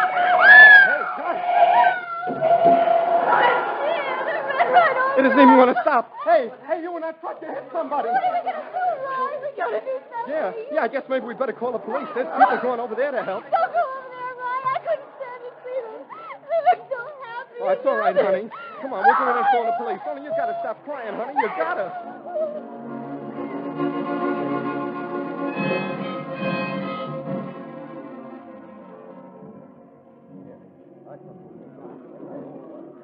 I saw it happen, the whole thing. Lord, it was awful. Two of them, aren't there? That's all I could see. Yeah, they got him in the ambulance there. Looked like it was too late for an ambulance from what I saw. Yeah, at least the woman. She was busted to pieces. Must have been hit by the radiator. All right. Doctor, you better get him to Georgia. I'll see what I can get here. Okay, Eddie. Come on, Eddie. Wind her All right, up. come on, you people. Clear away. Let the ambulance get out. Come on, break it up. Break it up. Break it up.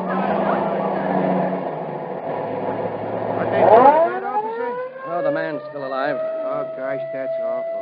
I seen the whole thing, you know. You did? Yeah, I was right over here when it happened. Seen the whole doggone thing. Hey, Compton, you better keep these people off the street. I'm going to talk to any witnesses I can find. All right, you people. Come on off the street before someone else... All right, now, suppose you tell me what you saw. Well, like I said, I was standing over here on the corner, and I see this couple start out from the other side. Like they was coming over here, see? Yeah? And all of a sudden, this big red truck comes tearing out of the darkness and smacks him just like that. You saw the truck? Yeah, sure I seen it all right. Like I said, it was red and it had a sign painted on the side. You didn't happen to notice what the sign said, did you? Sure did. Plain as day it was. Right there in front of me. Baker's Pies, it said. Just like that, Baker's Pies. Well, that's going to help. Now, what happened after the truck hit him? Did it stop at all? Yeah, it sort of pulled up at the next corner there, and that is a couple of other people who saw it happen to me. We started after it. And as soon as he saw us coming, he popped back in and drove off. You couldn't catch the license number by any chance? No, sir. That was the one thing I couldn't do. It was too dark. Hello, Overtree. Oh, hello, Lieutenant. Cawthorn and I got a call about a hit and run. That right? Yeah, that's right. Where are the victims? Over to the receiving hospital by now. The boys just left. They both dead? Well, the woman is. Can't tell about the man. She was hurled about 80 feet. He was 10 feet beyond that. Can't be in very good shape after that. No, I wouldn't say so. Well... This fella says that the truck that hit him was red. Had a sign, Baker's Pies, on the side. Baker's Pies? Yeah. Well, I know where that outfit is. You sure of that? Yes, sir. 2 or 3 of us all saw the same thing. Couldn't miss it. What do you say we go over there, Hurst, and see if we can locate this fella? Sounds like the logical move. We'll check with you later, Ogletree.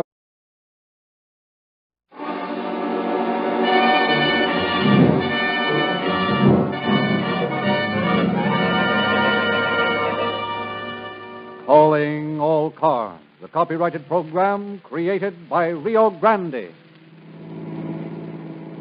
Los Angeles Police calling all cars. Attention all cars. Broadcast 173 regarding a hit and run. Be on the lookout for a red Ford truck thought to be the machine involved. May have a smashed front end from the impact. Driven by one man. That's all. Rosenquist.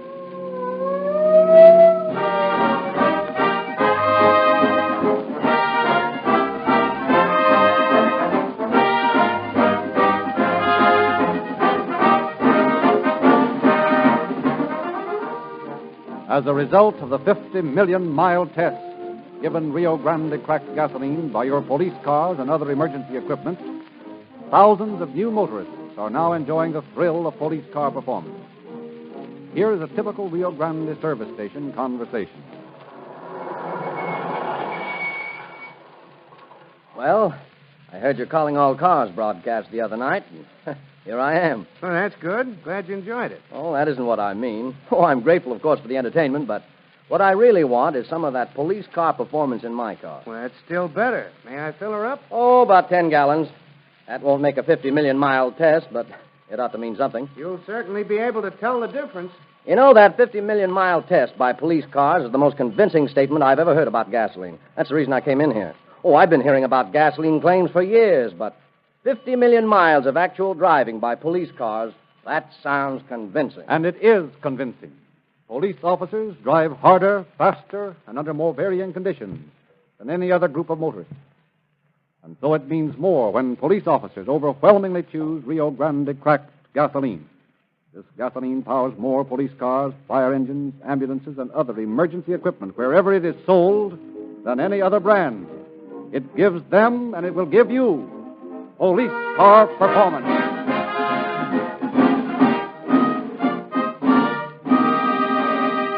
Once again, we present Chief James E. Davis of the Los Angeles Police Department. Chief Davis. Good evening, friends. Tonight, we are varying the type of story usually heard on Calling All Cars to bring you something close to the hearts of everyone. The appalling death list that is already climbing to new heights in the early months of the new year makes it apparent to every one of us that something has to be done to curb the useless loss of life caused by automobiles on our streets and highways. We of the police department have done everything in our power to bring to the minds of the motorists the seriousness of this problem. And now, through the medium of the radio, we are appealing to you as individuals to stop and think before you drive, to stop and think of what